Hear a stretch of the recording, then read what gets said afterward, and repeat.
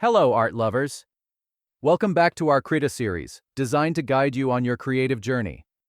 Today we're taking a deep dive into our most essential assistant in Krita, the Toolbox Docker.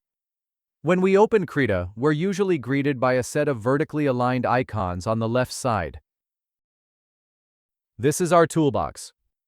This panel contains all our fundamental tools, from drawing and painting to selecting and editing. In Krita, these types of panels are called Dockers.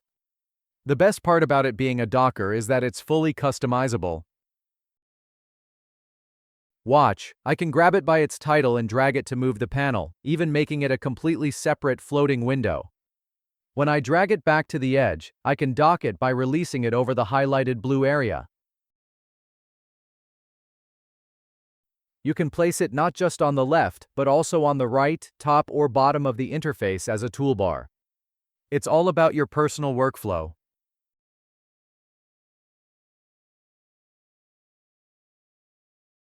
To further personalize your interface, you can right-click on the toolbox to change the icon size. The single row and very small tool icons option made it look more like the Adobe Photoshop interface. For a better understanding of all these topics, we recommend you to watch the previous and subsequent content on our channel. You might prefer larger, touchscreen-friendly icons or a more compact, minimalist look. As you can see, it's a lot of fun to realize all this in the intuitive, practical, user-friendly, flexible Krita interface. Additionally, you can use the Configure Toolbars option to decide which tools are visible. You can create a cleaner, more focused workspace by hiding the tools you don't use.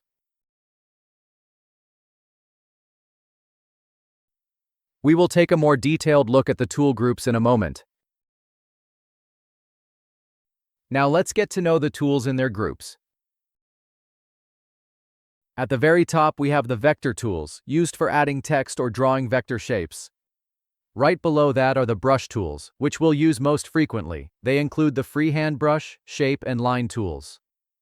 Next up are the move alteration tools. With this group you can move layers, resize, rotate, or crop.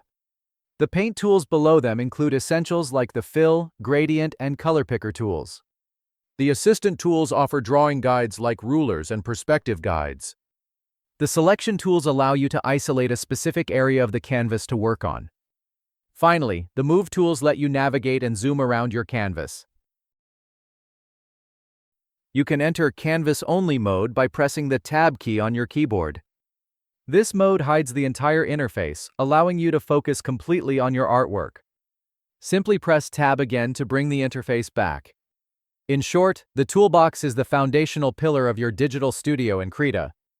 Getting to know it and customizing it to fit your workflow will allow you to use your creativity more efficiently.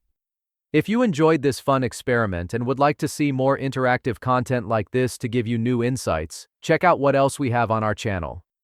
Don't forget to subscribe and click the bell to get notifications for new videos. See you again soon, and thanks for watching.